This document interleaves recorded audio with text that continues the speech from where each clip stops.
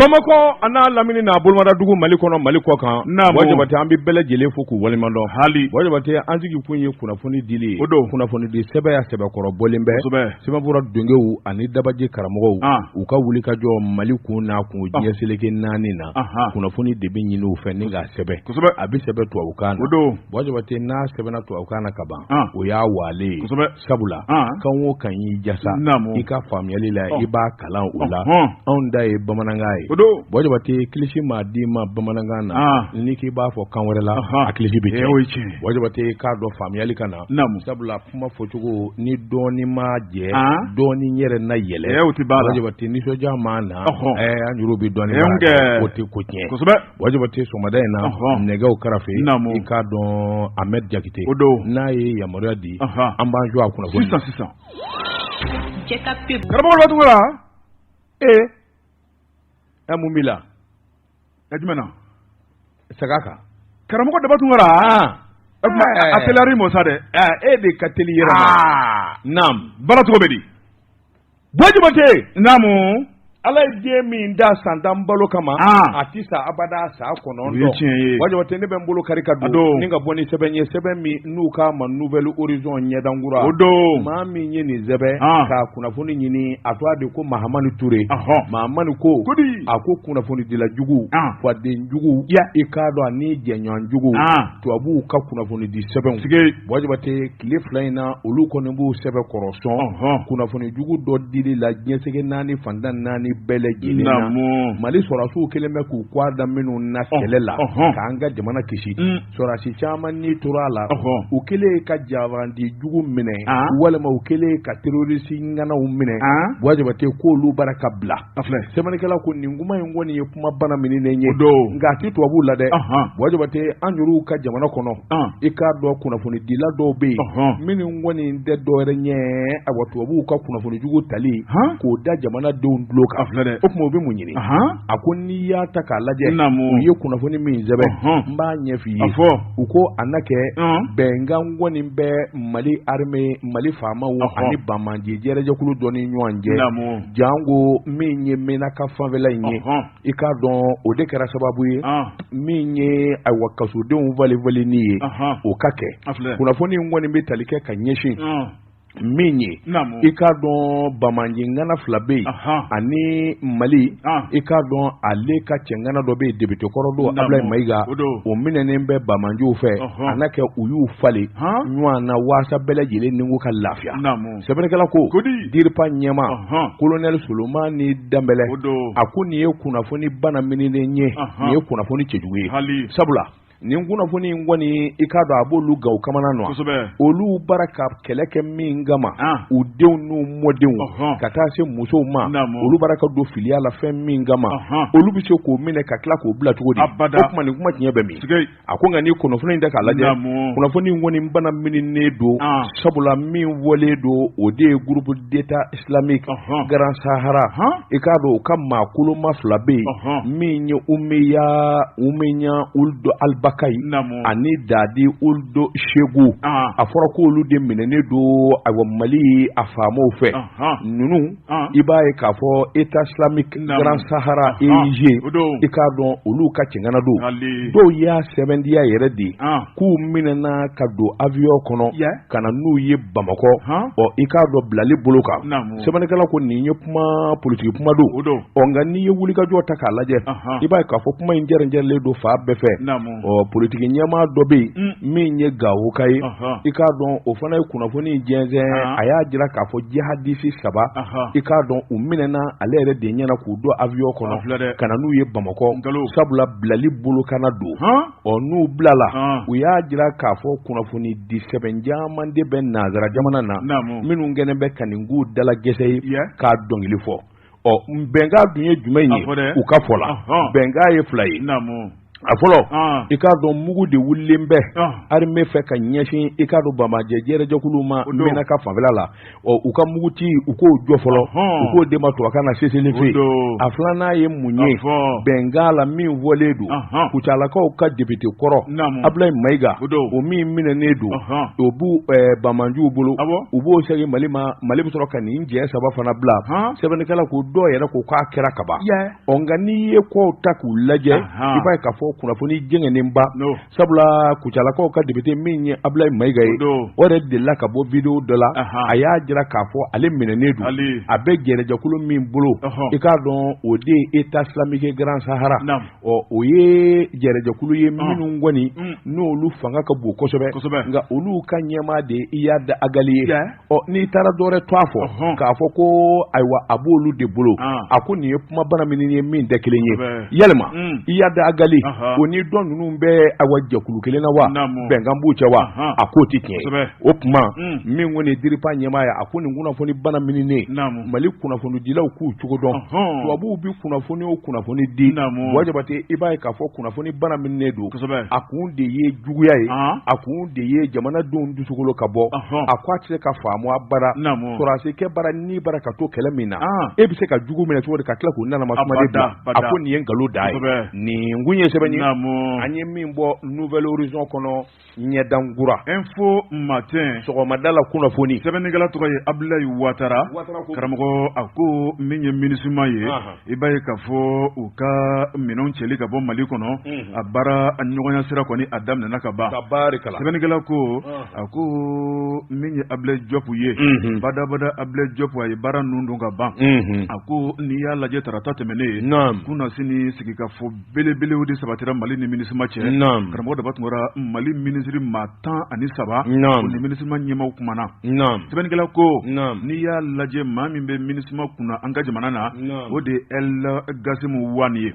a ko MINUSMA bɛn kɛra ka ban sɔn kɛra ka ban min ye minɛnw cɛli ye ka bɔ Mali kɔnɔ karamɔgɔ daba tun bɔra minɛnw bɛna cɛn ka jumɛn na min ye résolution 2880 i b'a ye k'a fɔ baaraw olu nun donna ka ban sɛbɛnnikɛla ko a ko min ye MINUSMA ɲɛmaw ye u y'a dɔn k'a fɔ nin ko in tɛ tulonkɛ ko ye sɔn kɛra ko la ka ban karamɔgɔ daba tun bɔra minɛnw bɛ cɛ hakilina mun na baara de bɛna kɛ n'o ye ministre Ablaye Diop ale kɛrɛfɛ n'i ye jateminɛ kɛ ministre de la décentralisation n'o ye colonel Ablaye Mayiga karamɔgɔ daba tun bɔra nin ka fara ministre 12 wɛrɛ kan nin bɛɛ lajɛlen sigilen bɛ ani MINUSMA ɲɛmaw Mali kɔnɔna la dɔ bɛ kuma ta dɔ b'a bila sɛbɛnnikɛla ko kuma ninnu bɛ ka yɛlɛ ɲɔgɔn kan karamɔgɔ daba tun bɔra ka sɔrɔ a ma kɛ ni kɛlɛ ni wɔyɔ ye ɲɛfɔli baara don sɛbɛnnikɛla ko min ye Mali a ministre ye olu kɔni y'a yira k'a fɔ min kɔni MINUSMA ka minɛnw ye karamɔgɔ daba tun bɔra hali kolonkala kelen a tɛ to Mali la hali u ka kolonkala a tɛ to yan mun kolonkala kɔɲɔmina la fitinin tɛ kolonkala ye ko u ye dangadenya ko minnu k'an ka jamana kɔnɔ an balimamuso n'an denw u ye kɔnɔ da minnu na an y'a bɛɛ d'u ma i da sen bɛ jiri ma a dir'u ma u n'u denw ni a musow bɛɛ ka taa an bɛ jɛ u kɔ an y'a d'u ma hɔrɔnya na an y'a d'u ma an y'a bɛɛ d'u ma furu la ka taa n'u ye a si tɛ to yan n'u bɛ jamana ci ne nin sɛbɛnnikɛla ko karamɔgɔ daba tun bɔra min kɔni ye MINUSMA minɛn min b'u bolo Mali kɔnɔ minɛn ninnu dagosi ka bon sabu n'i y'a lajɛ se belebeleba b'u ye karamɔgɔ daba tun bɔra cargo mun fara minɛn na ka don Mali kɔnɔ ni san 10 kɔnɔ kuncili t'a ban a ko min ye MINUSMA ka kɛlɛkɛminɛnw ye karamɔgɔ daba tun bɔra u ka baarakɛminɛnw u ka dumuni tobi minɛnw ka taa bila u ka magoɲɛminɛn wɛrɛw la sɛbɛnnikɛla yira k'a fɔ bɛn kɛra min ka Ablaye Diop ni Ablaye Mayiga ka kuma na karamɔgɔ daba tun bɔra minɛn ninnu bɛ cɛ cogo min na u ka fɔ ɲɔgɔn ye a ko min ye kalo 3 kɔni mana tɛmɛ karamɔgɔ daba tun bɔra i b'a ye k'a fɔ minɛnw cɛli bɛ daminɛ dɔɔni Mali ɲɛmaw yɛrɛ de b'an jɔ minɛnw bɛ cɛ an ɲɛna sɛbɛnnikɛla ko a ko n'a dun ma k'a fɔ ka minɛnw nana ka sɔrɔ a ma kɛ ni an ka yamaruya n'an ka sɛgɛsɛgɛli ye nka minɛnw bɔtɔla Mali kɔnɔ fɛn fɛn n'a bɛ don cargo kɔnɔ fɛn fɛn n'a bɛ don mobili kɔnɔ ka taa an b'o lajɛ karamɔgɔ daba tun bɔra an b'a bɛɛ lajɛ sɛbɛnnikɛla ko a ko min ye MINUSMA cɛdenw na kɔlɔsili ye Mali y'o layidu ta gɔngɔrɔtun sɔrɔ min ye maa tɛna gɔngɔli sigi u kun an b'u kɔlɔsi fo ka taa fɔ k'u bɔra Mali kɔnɔ don min na sɛbɛnnikɛla ko min ye Mali dugukolo ye k'a to an ye min ye Mali ye fɛn kana se ka MINUSMA baarakɛlaw sɔrɔ walima MINUSMA baarakɛlaw kana dangana jugu ta ka Mali sɛgɛrɛ karamɔgɔ Dabatunga kuma kɛra nin bɛɛ lajɛlen kan min ye Gazimu Wani ye ale kɔni y'a jira k'a fɔ k'a bɛ Mali ɲɛmaaw fo karamɔgɔ Dabatunga ko ni sigikafɔ ye damu ye Mali ɲɛmaaw ye galabu sɔrɔ ni ka n'olu la kuma ɲɔgɔnya o kuma jan k'olu ka minɛnw bɛ se ka cɛ lafiya la cogo min na k'o ye olu yɛrɛ fɛla ko ye ayiwa MINUSMA karamɔgɔ Dabatunga décembre kalo tile 31 nata o dugu mana jɛ janvier kalo san 2024 o b'a jira k'a fɔ MINUSMA ka hali ka sange u bɛ si min kɔrɔ kelen ka na ye yan bilen a bɛ taa kunnafoni filɛ an ye min bɔ info matin kɔnɔ a ka bi bɔli don Jabate naamu sanfiye mana wuli ni Bama bolila ka don ji la sira ɲɛ tɛ o ye tiɲɛ ye y'a ka so de Jabate n bɛ bɔ ni sɛbɛn ye sɛbɛn min n'u k'a ma la sirène o don a boluko siɲɛ 600 siɲɛ 16 min ye sɛbɛnnikɛlaw ye i k'a dɔn ani awa fasiri a ɲɛmaw u bɛɛ farala ɲɔgɔn kan ka nin sɛbɛnni in kɛ o kɔrɔ de ko la rédaction Jabate k'a dɔn ɲina hiji san 2023 bolofara min n'a tun bɛ gouvernement ka bolo kan Jabate a kɛra malo da ye a kɛra ɲani ye a kɛra sɛngɛ da ye Jabate i k'a dɔn maanifi b'i ka nafolo bɔ diinɛ min ye silamɛ diinɛ ye Ala ye min wajibiya silamɛya kan i k'a dɔn a jɔsen 5 n'a ye maganda ye million joli o de bi bɔ waasa i ni ko ka lafiya i ka bato kɛli la Jabate i k'a dɔn gouvernement ale ye a wahijiden minnu da ka taa ɲina Jabate i k'a dɔn n'u dafali sabula ɲani sɛngɛ kɔli kungɔ Jabate ani nɔgɔ o de kɛra u taama ɲɔgɔn ye sɛbɛnnikɛla ko a ko ɲina hiji san 2023 gouvernement ka labɛn ma ɲɛ hali dɔɔni Jabate jamana in juguya de b'a ni ɲɔgɔn cɛ o juguya de b'a ni ɲɔgɔn cɛ Salo Nasini jɔnni kun bɛ hiji labɛn ministre jumɛn kun bɛ yen Salo Nasini yani bi kasi ministre jumɛn kun b'a labɛn ni mankan di y'a la Thierno As mais Oko même s'il n'est pas ministre gouvernement tɛ k'a wele k'a ɲininka cɔw i ye maliden de ye même n'i tɛ ministre ye ɲaama i ka an dɛbɛ dɛ ne o kɛli bɛ mun ɲɛ bon c'est la méchanceté gratuite je t'assure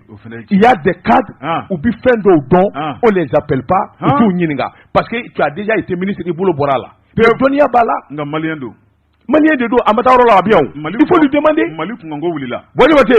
sɛbɛnnikɛla ko n'a jara n'a se fila a ko nin kunnafoni in kɔni bɔra hijidenw de la Jabate hadamaden hali n'i ti silamɛ ye i bɛ se k'i tugu cogo di k'i hadamadenya tɔɲɔ ni k'a ɲɛni a ka wari bɔlen don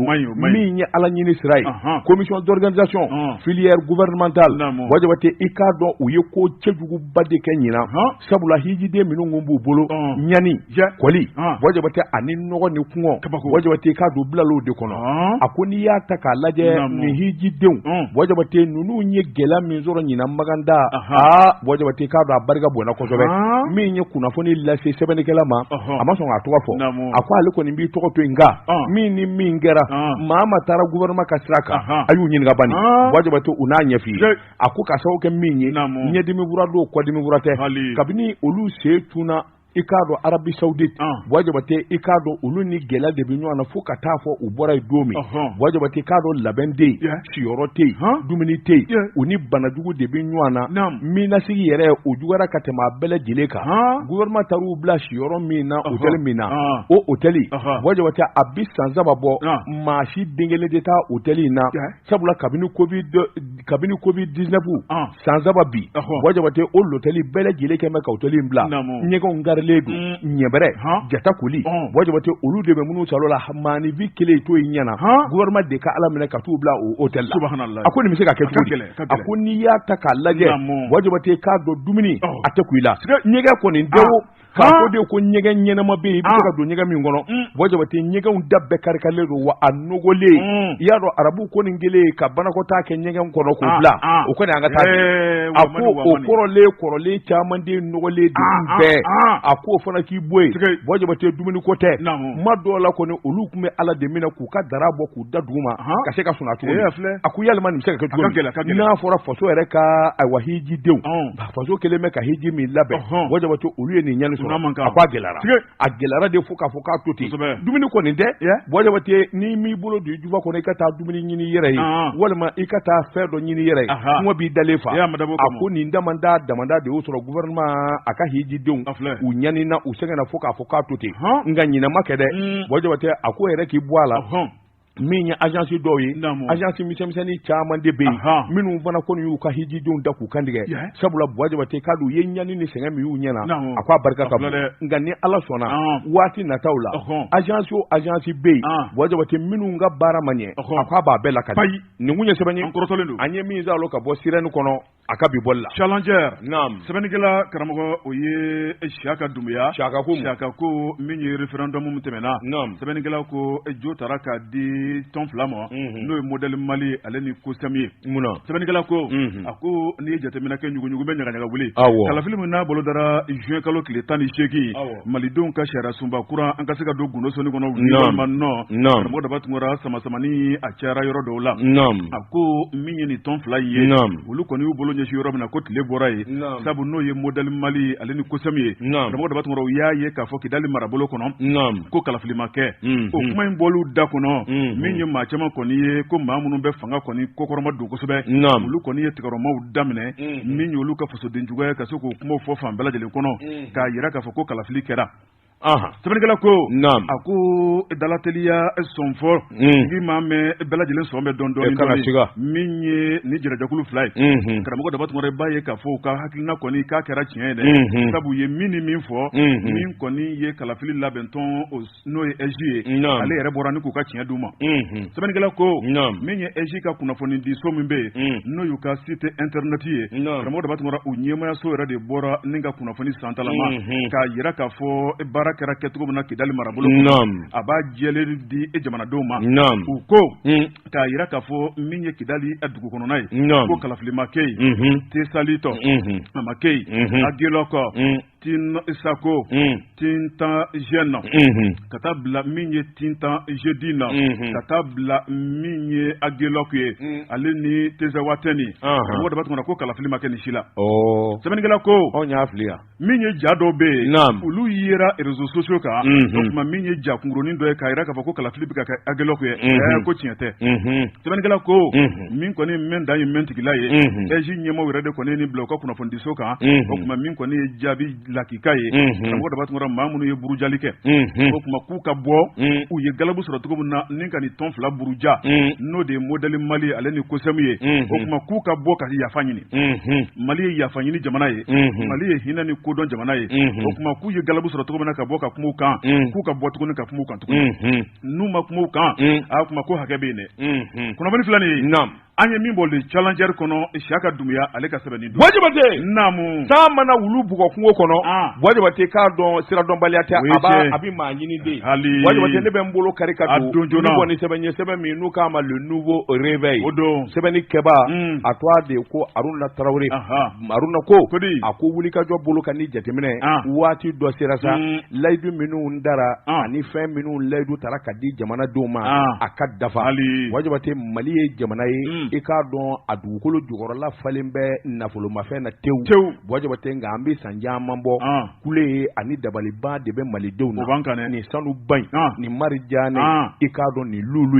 in nin bɛ bɔ Mali kɔnɔ don a kuma bɛ fɔ tɔni joli san o san Bɔjabate i k'a dɔn ayiwa nin ye tulu de ye maanifin kan ka yeleku a bɛ bɔ dugu minnu na olu ma hɛrɛ sɔrɔ o kuma tɛ maliden tɔw ma a kuma mun kelen sanu i k'a dɔn a bɛ taa sa de fɛ wa sanu in bɛ kɛ cogo jumɛn in na Bɔjabate a bɛrɛ ta cakɛda minnu olu ka baara ye sanubɔ ye olu tulɔlen don i ko dabi malidenw yɛrɛ tɛ fɛn sɔrɔ o de la waati kɛra tabale kun gosira ko ɲɔgɔn ye ba ka kɛ foyi tɛ fɔ a kɛnɛ ka sanuko kuma kɔ u k'o de ma tubabukan na recommandation des assises nationales de la refondation o senfɛ Bɔjabate k'a dɔn sanuko i k'a dɔn a kunko n'a ɲɛɲɛ maa o maa bolo b'a baara la a bɛɛ lajɛlen welela wajibati u bɛ min ni min dɔn na i k'a dɔn gundo minnu bɛ gɛlɛya minnu bɛ a ɲɛ ka fɔ sɛbɛnnikɛla ko i k'a dɔn bɛnkan jɛman kɛra bɛnkan ninnu bɛ tali kɛ sanu yɛrɛ bɔcogo sariya bi don a la wajibati maa min ni maa min kan ka sanu bɔ sariya bi don a la wajibati a nafolo tilacogo o sariyaw fɔra wajibati nafa minnu kan ka sɔrɔ a kan ka tila cogo min na nafaw kan ka taa yɔrɔ min ni yɔrɔ min olu bɛɛ lajɛlen fɔra kɔsɛ in na min ka kɛ i k'a dɔn a kumana wajibati sabula nin y'a tɔɔrɔ fo ka se a dan na a ko an bɛ don min na ko bi n'a fɔra ko sanu yɛlɛlen don a nafa n'a sɔrɔ barika bonyana wajibati nka Mali tɛ fɛn sɔrɔ a la a k'o ka dabila i y'a dɔn miyanka n'ale kɔni zo min na fɛn min na a t'o dabila fa ko wajibati i k'a dɔn o de la wele da kɛra sanu bɔlaw ani sanu baaraw cakɛda fɔn fɔ bolo b'a baara la wajibati i k'a dɔn ɲɛfɔli ka k'u ye an bɛ don min na ko bi sisan wajibati sanu bɔcogo yɛlɛmana wajibati foyi tɛ dogo bilen malidenw na foyi den kelen tɛ se ka kɛ bilen jamanadenw kɔ sarakisɛ minnu dara wajibati a batuli a donna bala o de la wajibati jamana b'i jɔ a jɔyɔrɔ la sanu den kelen a garamu kelen tɛ bɔ bilen wajibati min ni min fɔra sariya minnu fɔra i k'a dɔn olu batuli fo ɲɛ de ka wajibati baara bɛ sɔn ka kɛ n'o tɛ ne ala y'i ci ka piki nu daba bila i k'a dɔn dugukolo la k'i b'a sɔnni wajibati i k'a dɔn sanu kama i laban bɛ taa dingɛ kɔnɔ Asimu Goyita kɔni a ye kuma in sɛbɛn kɔrɔfɔ ɲɛmaa minnu b'a baara la ka ɲɛsin ka se ale yɛrɛ ma a da donna bɛɛ lajɛlen la sanu dama tɛ wajibati i k'a dɔn fɛn o fɛn n'o ye nafasɔrɔ sira ye min bɛ bɔ an ka dugukolo jukɔrɔ wajibati i k'a dɔn ɲɛsinna nin bɛɛ lajɛlen ma a dugu a jamanaw Mali wajibati i k'a dɔn a bɔtɔ n'a natɔ a bi taa cogo min na wajibati sarakisɛ de taara nin bɛɛ lajɛlen la sɛbɛnnikɛla ko kun tɛ dɔwɛrɛ ye jamanadenw bɛ se ka nafa sɔrɔ sa i k'a dɔn an ka dugukolo a nafa sɔrɔ siraw la wajibati ko in dabakun y'o ye o de la u ko min ma réforme secteur minier wajibati bɛn kɛra minnu kan i n'a fɔ code minier o ye sarakisɛden minnu dara kabini san 1963 70 91 99 2012 2019 ordonnance numéro 2019 022 PRM min kɛra septembre tile 27 san 2019 wajibati i k'a dɔn yɛlɛma donna nin bɛɛ lajɛlen la k'a sɛnsɛn k'a kuraya wajibati k'a bɛɛ lajɛlen tile kaki min bɛ se k'a to jamanadenw bɛ nafa sɔrɔ nin kun ye sɛbɛn ye an ye min bɔ nouveau réveil kɔnɔ a ka bi bɔli la Jeka pub k'a ka feerefɛnw lakodɔn nɛgɛ kanɲɛ 12 sera Bamako k'a fɔ jiginɛw ka bonyamasegi bɛ aw ye Jeka pub k'a ka feerefɛnw lakodɔn wajibati mbala cogo bɛ karamɔgɔ ne bɛ n tigɛ don joona la sira na sɛbɛnnikɛla ye be sare ye a ko an ka taa Sikaso marabolo la n'o ye commune de Farako ye karamɔgɔ b'a tɔgɔ ni Farako ko fara maaw hakili bɛ jigin te Farako la sɛbɛnnikɛla ko hali bi to sira tɔ an ka guwan min ye nin usine ba in ye karamɔgɔ b'a tɔgɔ hakili la jiginna min ye Mali ɲɛmaaw a waati ka fara Chinois kan an ka tigɛ di ɲɔgɔnma la ni usine belebele in cogora commune de Farako la Sikaso marabolo la san 1974 min ye te duma ye k'a dilan Mali kɔnɔ k'a sɛnɛ Mali kɔnɔ ni k'a dilan ka bila forogoni kɔnɔ karamɔgɔ da b'a tun malidenw bɛ se k'a sɔrɔ lafiya la cogo min na sɛbɛnnikɛla ko san caman o de kɛra nin te baara la nka min ye usine ye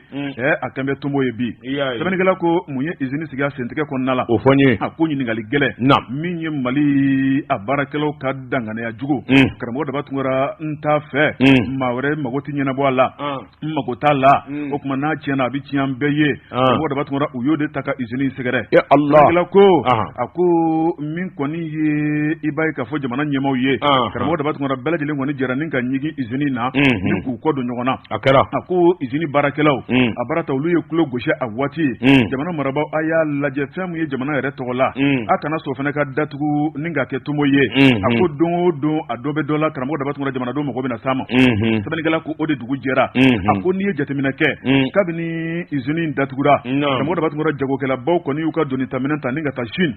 min ye Chinois ye minnu ka baara ye te dilan ye karamɔgɔ da b'a tun ni ka t'olu la kuma ɲɔgɔnya nafolo min bɛ bɔ Mali kɔnɔ ka taa te san Chine ka na Mali kɔnɔ miliyari kasabi caman don san kɔnɔ sɛbɛnnikɛla ko a ko ni te Farako tun b'an bolo bi a ko nafolo o tun tɛna bɔ Mali kɔnɔ ka taa Chine a ko n'i ye ko taabolo lajɛ min ye usine ye baarakɛla dɔw kɔni farala ɲɔgɔn kan ni ka taa jamana marabaaw ladɔnniya jan ko colonel Asimi Goyita bɛ wulikajɔ min na usine n'a bɛ jamana tɔgɔ la n'a datugulen bɛ ko k'a bɛɛ dayɛlɛ ikoma be dɛ a bɔra commentaire la ni ɲɛsi ikoma de ma UMPP o ta bɛ sen na sisan a kun kan ɲɛsi ikoma ma o ye tiɲɛ UMPP o ye tiɲɛ a tɔgɔ di ITEMA nin cakɛda ça c'est la souveraineté du pays terrain wulila Mali yɛrɛ ye terrain wulila ka ban u k'a lajɛ dɛ mais non nin ye Mali jigi ye dɛ ne ni tilala na dɔrɔn an ka fɛn bɛɛ tilala sɛbɛnnikɛla ko karamɔgɔ Dabatungara min ye colonel Assimi Goïta ye e ko a ye cikan mɛn ka ban o tuma nafolo mun kan ka don usine na o tuma i b'a ye k'a fɔ sɛgɛsɛgɛli baaraw olu bɛ ka ɲɛnabɔ nin waati la ministre fɛ min ka baara usine ko ni jagoko ye Mali kɔnɔ sɛbɛnnikɛla ko a ko min kɔni ye jagokɛla dɔw bɛ yen karamɔgɔ Dabatungara k'olu tɛ tɔgɔ fɔli kɛ dɛ nka ko usine ka wuli o tɛ tefeerela dɔw ka hakilina ye sabu ni te fara ko usine wulila Mali kɔnɔ karamɔgɔ Dabatungara ko maa caman bɛ taa te san jamana kɔfɛ ka na n'a ye k'u ka te bɛ gala sɛbɛnnikɛla ko yan'u ka nafolo bɛ tiɲɛ k'olu kɔni fana bɛ ka ko bɛɛ lajɛlen kɛ jan ko fara ko usine kana se ka wuli nka min kɔni usine ye k'u ka wuli ka jɔ karamɔgɔ Dabatungara o bɛ mago ɲa de ye sabu jamanakuntigi yɛrɛ k'a b'o ka hakilina la fɛn fɛn dun bɛ colonel Assimi kun n'a kan cɛ a ko k'a b'a kɛ sɛbɛnnikɛla ko a ko n'i y'a lajɛ min ye fara ko ye karamɔgɔ Dabatungara k'a daminɛ foro kɔnɔna la o tuma maa minnu bɛ birika sɛnɛ kɛ ye ka taa bila te bɛ kari ka donna usine kɔnɔ maa minnu fana bɛ usine baara la mobili mun b'a doni ka na n'a ye n'i y'a lajɛ ko nafolo mun bɛ munumunu usine kelen sababu la ko miliyari kasabi caman don mun na o datugulen don a ko ka ɲɛɲini sɛbɛnnikɛla ko a ko a tɔ bɛ jateden de bolo karamɔgɔ Dabatungara min ye te farako ye a n'a sugoro an tun bɛ min dɔ lawale kabini o de y'an ka butiginin kɔnɔ ala tɛna mɛn kunnafoni filɛ an ye min bɔ la sirɛni kɔnɔ a ka bi bɔli don kɔrɔ laban ye natigɛ wɔɔrɔ ye siga t'o la dɛ bi bɔ ni sɛbɛn ye sɛbɛn min n'u k'a ma nouvelle horizon ɲɛdankura Jabate bi ko m'a bila bɔli la sabula sɛbɛnfura fɔlɔfɔlɔ min n'a tun bɛ kunnafoni di jamana in kɔnɔ démocratie nani o de ye nouvelle horizon ye ɲɛdakura maa min y'a sɛbɛn a tɔgɔ de ko Seyidu Okonatɛ Simbo ko a ko i k'a dɔn wuli ka jɔ kura jateminɛ kura Jabate ni Ala ma fara Worokiya Dunbiya kan Jabate a bɛ sɔn ka to nin kelen la Worokiya Dunbiya i k'a dɔn a wa kɔsa in n'a dɔnna muso kɔni don min bɛ kuma réseaux sociaux kan Jabate i k'a dɔn a kɛra maa ye a ye dawulaba sɔrɔ dɔw k'a ma ko Tata Rose Jabate i k'a dɔn a ka kiiri kun kan ka kɛ i k'a dɔn dɛnɛn don juin kalo tile 12 tɛmɛnen na Jabate ko wɛrɛ nana don a senkɔrɔ a minɛkun kun ye min ye Jabate i k'a dɔn ko nin ka dɔgɔn sa i k'a dɔn jalaki wɛrɛ min bolo dɔ ka bi sabula o ye jamana kuma yɛrɛ a ko n'i y'a ta k'a lajɛ a kunnafoni di ɲɔgɔn dɔ bɛ yen minnu fana fanga ka bon réseaux sociaux kan a tɔgɔ de ko Buba Fanɛ Jabate k'a dɔn ayiwa a bɛ komi n'a fɔ kunnafoni dɔ tɛmɛna a n'o ni ɲɔgɔn cɛ nɛgɛjuru sira fɛ Jabate o kunnafoni de nana walankata a bɛ komi faamaw y'o mɛn o kunnafoni in kɔni bɛ n'a fɔ ayiwa jamana janfa walima ka jamana dafiri a bɛ n'a fɔ jɛɲɔgɔn juguya dɔ kunbɛn min bɛ kɛ sababu ye jamana yɛrɛ de ka dafiri Jabate o kunnafoni o de nana kɛ jalaki wɛrɛ ye min nana da ayiwa Rose ka Tata Rose kan a ko n'i y'a ta k'a lajɛ a bɔlen bɛ kunnafoni di telemanw ani awɔnbɛnja kumaw na réseaux sociaux kan nin kelen ye jamana kuma de ye sabula n'i ye nin kuma ninnu da k'a lajɛ Jabate a fanga ka bon a jalaki ka bon fo k'a fɔ k'a to ten sabula hakilina bɛ maa min na k'a fɔ an ka fara ɲɔgɔn kan ka jamana dafiri faama minnu bɛ yen a bɛɛ lajɛlen ka bɔ fanga na Jabate i k'a dɔn n'i k'i bi faama bɔ fanga na o ye da jolima ye sɛbɛnnikɛla ko o kɔni bɛ n'a fɔ coup d'état Jabate o ye kuma cɛjuguba ye an bɛ doni minɛ ko bi a ko n'i ye ko ta k'a lajɛ Rose welele kiiri bunna ko ka k'u b'a kiiri Jabate k'a dɔn a kun minɛna min na o de ye i n'a fɔ a kun ye kunnafoni di dɔ kɛ ko jamana ka gɛlɛ u ko min ma la vie est chère Jabate k'a dɔn awa kuma purugutulen dɔ bɔra o fana senfɛ o de laban taara kɛ jamana janfa ani jamana dafiri yɛrɛ ye min dalen bɛ ka ɲɛsin transition ma sɛbɛnnikɛla ko politiki ko don wa yalima bin de b'a fɛ ka kɛ Worokiya kan wa ɲininkali tomi fɛ nka min kɔni jɛlen don Jabate minnu kɔni kɛlen k'a minɛ n'o ye kiiritigɛla ye a jirala k'a fɔ min kɔni ye Bil Hak Tarafatani de b'u bolo wajabate i k'a dɔn dɔ kɔni kɛra sababu ye min ka Rose ka ko tɔ gɛlɛya sabula n'i ye kɔrɔfɔ in da k'a lajɛ i k'a dɔn a kelen tɛ a bi fɔ ko ani Mohamed Yusuf Bacili u ko min marasa basi nangama ni dugajaabi ani Buwafane wajabate i k'a dɔn Rose ka kuma na ni Ala ni kira sɔnna a y'a hakili sigi jamana bɛna k'an jago ye sɔɔni i k'a dɔn Rasbash ani Buwafane i k'a dɔn aw bi kɛ kadiriba ye jamana in kɔnɔ ne Worokiya yɛrɛ ne Worokiya Dunbiya n'a kɛ kadiriba ye jamana in kɔnɔ sabula i k'a dɔn minnu filɛ an kunna nin ye n'o ye sɔrɔdasiw ye fanga in banna koyi fanga bɛ bi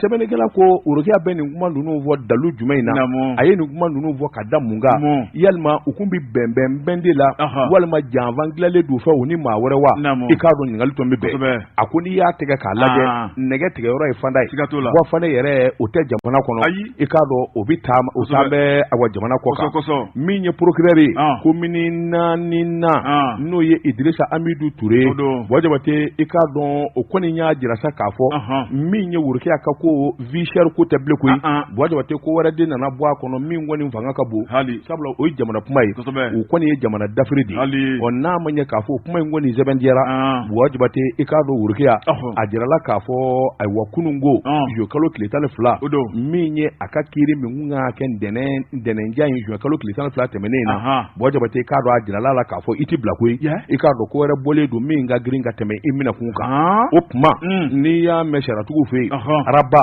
walima jugement délibéré wajabate nin bɛɛ ye tubabukan ye a bi faamu nka min kɔni jɛlen don i kan k'o faamuya wajabate k'a dɔn Worokiya ni Worokiya Dunbiya n'u k'a ma Tata Rose wajabate k'a dɔn a minɛnen kɔni bɛ hali bi n'a ka bi kaso la ko kura min bolo dalen filɛ ko kura min n'u bɔlen don n y'a dɔn o de fana ɲɛɲinitɔ don sabula kiiri kura o bolo dalen don o don fɔ n tɛ ban nin kun ye sɛbɛn ye an ye min bɔ Nouvelle Horizon kɔnɔ ɲɛdankura l'indépendant maa min ye sɛbɛnni kɛ a tɔgɔ ye YC karamɔgɔ Dabatungara an ka taa PMI Mali la PMI Mali la min ye nin cɛ in ye k'a ka jɔ bɔra ni sale ye sɛbɛnnikɛla ko kabini PMI donna Mali kɔnɔ karamɔgɔ Dabatungara maa ma deli ka gɔn ne ka nafolo sɔrɔ ka se fo ni kundama la sɛbɛnnikɛla ko a ko min ye nin ordre in ye maa kelen sefawari 90,000 ani 7,000,000 ani 100,000 ani 90,000 ani 9 a fɔ million 90 ni ani 7 million 80 la hawla wariko da ye o ye wariko da ye i bɛ bɔrɔ de ta o kama sɛbɛnnikɛla ko karamɔgɔ Dabatungara kabini PMI donna jamana in kɔnɔ maa min tile la o de ye président Alifa Umaru Konate PMI Mali a nalen Mali la karamɔgɔ Dabatungara dɔwɛrɛ tɛ o de ye janko min ye so kanubaw ye ni ka t'i garisɛgɛ k'a si filɛ karamɔgɔ Dabatungara ni ka 160 fili ni ka kɛ miliyɔntigi ye sɛbɛnnikɛla ko a ko PMI ye baɲumankɛ baara min kɛ jamana in kɔnɔ kuncɛli t'a ban a ko n'i y'a lajɛ maa dɔw kɔni de bɛ maa minnu kanu PMI kanu bɛ maa minnu dusukun na karamɔgɔ Dabatungara ka so boli ka tɛmɛ ka sɔrɔ mun ka nafolo don a la ka gɛlɛn sɛbɛnnikɛla ko o bɛ muso la o bɛ cɛw la o bɛ denmisɛnnin na o bɛ maakɔrɔba la sɛbɛnnikɛla y'a yira k'a fɔ so kanubaw karamɔgɔ Dabatungara maa caman kɔni y'a yira k'a fɔ olu ye kini kɛ ka wɔgɔsili kɛ olu garisɛgɛ kɔni a tɛ ka fara ci o tuma olu b'u sigi sa ka Ala lajɛ ni k'u ka baara kɛ PMI ye o maa de ka ca kosɛbɛ u tɛ foyi kɛ ni PMI tɛ sɛbɛnnikɛla ko karamɔgɔ Dabatungara garisɛgɛ dumatigi ale bɛ ji feere bada la ne ka siga t'o la ko min ye nin don ye n'o ye an kɔrɔ kunu araba kalo tile 12 karamɔgɔ Dabatungara kunnafoni sina ka bɔ PMI ɲɛmayaso la k'a yira k'a fɔ sobolo min kɛra kunu jaabi dɔ kɔni sɔrɔ la min ma deli ka sɔrɔ Mali kɔnɔ min kɔni ye maa kelen ka gagné 90,000,000 ni 7,000,000 ani 190,000 karamɔgɔ Dabatungara ko maa kelen ta ordre la sɛbɛnnikɛla ko a ko n'i y'a lajɛ désordre maaw o tuma olu da ma fɔ olu kuma a na kɛ n'olu ka ca olu kelen kelen ka wari 1,100,000 ni 100,000 sɛbɛnnikɛla ko bɛɛ lajɛlen kɔni ye dɔ sɔrɔ ka bili kun a ko n'i ye jateminɛ kɛ PMI ɲɛmayaso olu kɔni y'a yira k'a fɔ baara wɛrɛ tɛ kɛ PMI la ni jɛlenya tɛ karamɔgɔ Dabatungara ko sabu wari a bɛ don de kan maa min ni e gérera ni minnu gagné na a bɛ fara ɲɔgɔn kan ka d'olu ma min ye jamana ka nafa a n'o ka tɔnɔ bɔlen kɔfɛ a la sɛbɛnnikɛla ko min ye PMI ɲɛmayaso u kun bɛ da jamanaden bɛɛ lajɛlen tulo kan o kuma ko dɔwɛrɛ kɔni t'olu fɛ o de ye jɛlenya tabarikala o de ye ladiriya karamɔgɔ Dabatungara PMI a ma cogoya tiɲɛ ni mangoya min sɔrɔ kabini kunun o tɛna sɔrɔ olu tile la nin waati kɔnɔna la o kuma k'u b'a da bɛɛ lajɛlen tulo kan kalo tɛmɛnen PMI k'a kɛra sababu ye nafolo min k'a tila a ka partenaires ni ɲɔgɔn cɛ k'o ye sefawari miliyari 5 ye wari bɛ nɛ kunnafoni filɛ nin ye an ye min bɔ indépendant kɔnɔ YC ale ka sɛbɛnni don a sɛgɛsɛgɛ o sɛgɛsɛgɛ soboli sɛbɛn yalɔ a caman bɛɛ u b'a fɔ dɔ ma Ahmed Jakite ɲɛma dɛ ko soboli sɛbɛn dɔ bɛ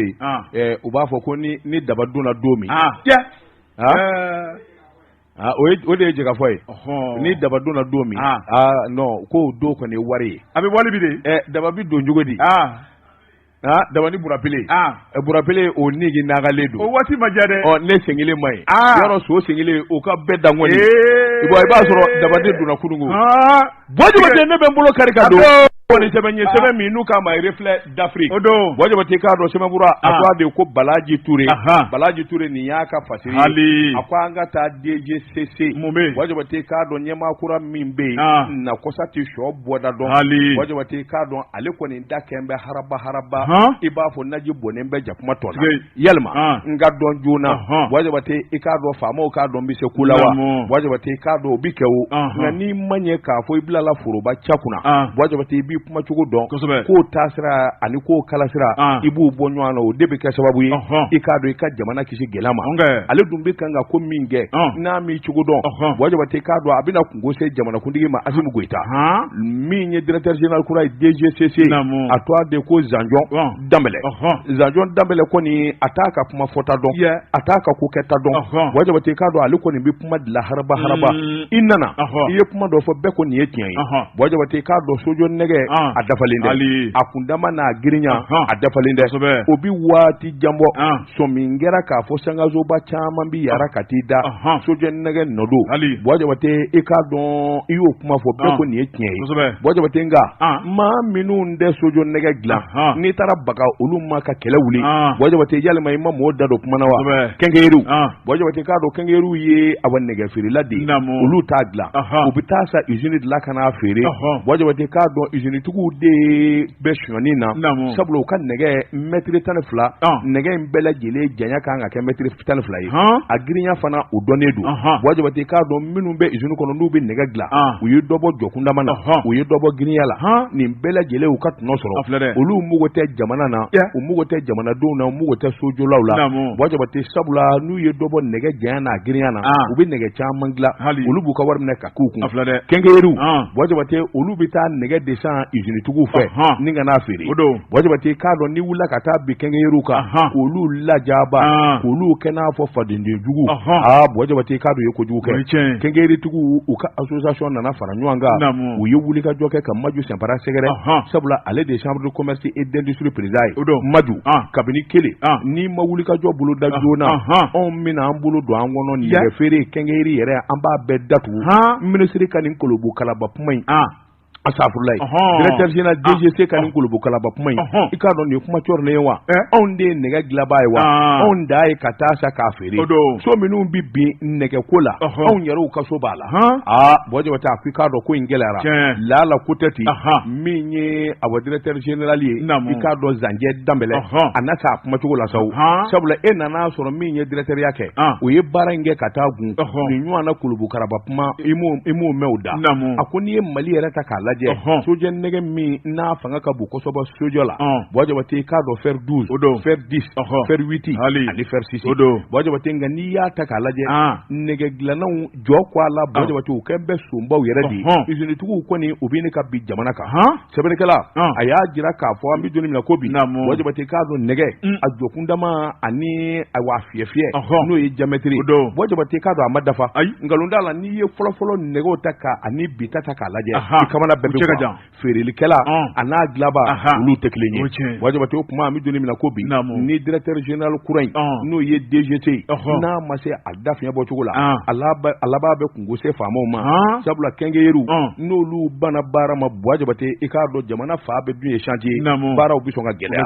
nka sɛbɛnnikɛla ɲinɛna min kɔ o fana siman ye o ye tiɲɛ siman Bɔjibate fanga tɛ siman na bilen mana t'a la siman dilanlaw fana u k'a sɛgɛsɛgɛ o ye tiɲɛ mana de tɛ siman na bilen fɔlɔ bɛɛ commerce kelen ye o non wari ɲini dantɛmɛjugu a bɛɛ y'o de usine tigiw n ko usine kura minnu donnen don simanko la Bɔjibate a gɛlɛya jubaju bɛ yen fana mana t'a la u k'a lajɛ dɛ u k'a lajɛ i bɛ siman nɔɔni sisan 8 heures midi bɛ se yɔrɔ o b'a sɔrɔ a jara kaki nka ni sa nana kan bi siman a bɛ se k'a yelen k'a bɔ a la ten mais non est-ce que mais non u k'a lajɛ dɛ ni ka gɛlɛn dɛ fɛ n'i ma dosi bonya fɔlɔ dosi min bɛ se ka min dilan wajaba t'a tɛ se a tɛ se bilen hali bɛ biriki gosi wallahi a tɛ se i tun bɛ burɛti hakɛ min kɛ cɛncɛn hakɛ min na n'i ma dɔ fara a kan wajaba tɛ nka bi n'i ye bɔrɔ kelen kɛ biriki 55 ye cɛncɛn de b'i ka so la et voilà ciman t'a la donc on connaît f'i ka na fɔ 30 bi bi ko m'an bila mɔgɔw ka so jɔli la an b'a ɲɛdɔn ka fɔ bi ko m'an bila mɔgɔw ka chantier ta la an b'a ɲɛdɔn on connaît comme n'i bɛ taa superviser an bɛ dɔ dɔn a na non mais mun kɛra vraiment c'est sérieux nin kun ye sɛbɛn ye an ye min salo ni k'a bɔ reflet d'Afrique kɔnɔ a ka bi bɔli la e ko an tɛ dɛgɛ min mun dɛgɛ n'i ye dɛgɛ min ni heure na kɔnɔboli b'i minɛ dɛ e tɛ jɔlen filɛ nin ye fɛn min b'i i jija o ye tezara ye o ye tiɲɛ ye Ahmed a d'a ma an k'an kunja Bojabate naamu ambiance nana jali bɛɛ lajɛlen ka dulokibakura don ambiance nana a bɛ fɔ cogo min na ka ɲɛ dɔnkilidala y'a yɛlɛma a bɛ fɔ de ko Madaramɛ sigira Musa Daramɛ den jelimuso ka kɛ jelikuntigi ye Mali kɔnɔ a yera ale de la kabini a kɛra don min fo bi a ɲɔgɔnna ma kɛ Haja Betula a kun taara Magan an b'a fɔ k'a Magankaw ka kɛnɛ i k'a dɔn ka dugawu k'a ye a ka dugawu k'a ye yarabi n bala cogo bɛ di karamɔgɔ ne bɛ n tigɛ don joona kabako Fadunu y'a fa Farankaba badabada Bugu Jara nin y'ale ka sɛbɛnni ye Bugu ko muso n'o ye Sirantu Jara ye a den cɛmannin san 1 a y'a fili kɔlɔn kɔnɔ la hawla wala quwwata illa billah sɛbɛnnikɛla ko karamɔgɔ Dabatungara juma tɛmɛnen an kɔrɔ n'o bɛnna juillet kalo tile 7 den n'a tɔgɔ ko Sirantu Jara si yɛrɛ bɛ san 19 na nin tɛ a kɔnɔya fɔlɔ ye Sirantu a tun bɛ Sugunikura la n'o ye Medinakɔrɔ sugu ye min kɔni ye nɛgɛ kaɲa 21 sanga 30 tɛmɛnen kɔfɛ a bɔra a sen na ni ka kunda jabala kan n'o ye Dumanzana sɛbɛnnikɛla ko a selen kɔ hippodrome na tuma min na Sirantu a kɔni sina ka kɔlɔn dɔ dayɛlɛlen ye a sina ka den foni ka bɔ a kɔ la den a bamunen bɛ fini mun na karamɔgɔ Dabatungara ni ka sin ka meleke dɔrɔn k'i jɔ kɔlɔnda la ni ka sin ka fili ka jigin ten sɛbɛnnikɛla ko maa dɔw kɔni jɔlen bɛ u ɲɛ bɛ Sirantu la a tɛna ka fɛn dɔ fili ka jigin ten o tuma den jigintɔ la a ye cɛ kule bɔ sɛbɛnnikɛla ko san 1 dɔrɔn a b'a dɔn a bɛ taali yɔrɔ min na yɔrɔ ɲuman tɛ karamɔgɔ Dabatungara den ka kule maa dɔw kɔni y'a dɔn k'a fɔ muso min jɔlen filɛ kɔlɔnda la a ye fɛn dɔ fili ka jigin kɔlɔn kɔnɔ sɛbɛnnikɛla ko yɔrɔnin kelen min ye Sirantu Jara ye a y'a sen fa maa minnu kɔni tun jɔlen bɛ n'olu ɲɛ b'a la olu fana y'u digi a nɔfɛ a ma ɲa min kɔ u y'u tɛgɛ ta ka d'a kan ni ka ɲininka sabu a na kɛ ni hakili kɔni o tun wasiwasilen bɛ ni ka ɲininka mun na e ye mun ne fili kɔlɔn kɔnɔ Sirantu ko k'ale y'a den ne fili kɔlɔn kɔnɔ den san 1 cɛmannin min yɛrɛ tɔgɔ ko Mamutu Fane sɛbɛnnikɛla ko karamɔgɔ Dabatungara yɔrɔnin kelen u sina ka ntanan gosi politiso min ka surun la o de ye hippodrome politiso ye ni ka se k'olu wele olu nana joona olu fana nalen olu ye sapeur pompier maaw wele u nana dɔrɔn ka na den ɲini u y'a ye k'a fɔ den tɛ ji sanfɛ a ka di da ji jukɔrɔ o tuma min ye sapeur pompier maaw u donna ni k'a lamaga a ma ɲa min kɔ u ye den sama ka bɔ ni k'a da o waati o y'a sɔrɔ a ye diɲɛ to Mamutu Fane ye diɲɛ to comme ça sɛbɛnnikɛla ko karamɔgɔ Dabatungara u ye den kɔni ta la tuma min na ni ka taa bila Gabriel Touré ale su marayɔrɔ la o tuma min ye Sirantu ye k'a di polisiw ma polisiw kɔni y'a lajɛ sa ko ale ni bila yɔrɔ min ka kan o de ye Bole ye n'o ye muso ka kaso ye sɛbɛnnikɛla ko min kɔni y'a ka kiri ye o de bɛna labɛn mun na a y'a den fili kɔlɔn kɔnɔ mun ni gɛlɛya b'a yɔrɔ den fa kɛlɛ de b'a n'o cɛ wa walima min ye kɔnɔnafili jumɛn de b'a la wa ko nin bɛɛ lajɛlen ɲininkali maa bɛ se ka min kɛ Sirantu kɔni a y'a den fitinin fili kɔlɔn kɔnɔ k'a sababu kɛ ko dɔ ye kunnafoni filɛ nin ye an ye min bɔ kabako kɔnɔ a ka bi bɔli don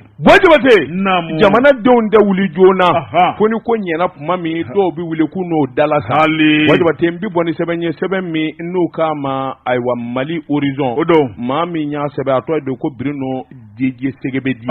Bruno ko a k'i k'a dɔn Mali balonda ɲɛna a bɔra dingɛ kɔnɔ mɔgɔw b'i ni ka ɲinɛ an ye san damadɔ kɛ i k'a dɔn balontanko kuma yɛrɛ tun tɛ fɔ Mali kɔnɔ ala ni bɛnbaliya ani juguya ani ɲɔgɔn takili Bojabate k'a dɔn min ye Baviye nana wuli ka jɔ kɛ ka fɛɛrɛ ni dabali tigɛ ala ni a donnama in kama an kana ɲinɛ Bojabate minisiri min kun bɛ balonda kunna Papu Bojabate olu de nana hakili ɲuman sɔrɔ ayiwa élection ka kɛ Naamu. Bavier ka sigi O kɛra. Mali tun bɛ dingɛ min kɔnɔ a fanga ka bon Kosɛbɛ. Wajabate k'a dɔn fédération malienne de football Mamutu Ture ni bɛɛ ko a ma Bavier a nana wuli ka jɔ boloda Naamu. dɔɔni dɔɔni a tɛ tɔtɔ ko la Kosɛbɛ. Wajabate dɔ b'a puruti yen fɛ dɔ bɛ dingɛ sen O tɛ ban la. dɔ b'a kari yen fɛ Kosɛbɛ. dɔ bɛ ayiwa nkalon wuli yen fɛ Hali. o n'a ta bɛɛ Bavier sera k'i jija ka Mali ballonda fara ɲɔgɔn kan Naamu. fo Mali a nana ɲɛ sɔrɔ ka te sɔrɔ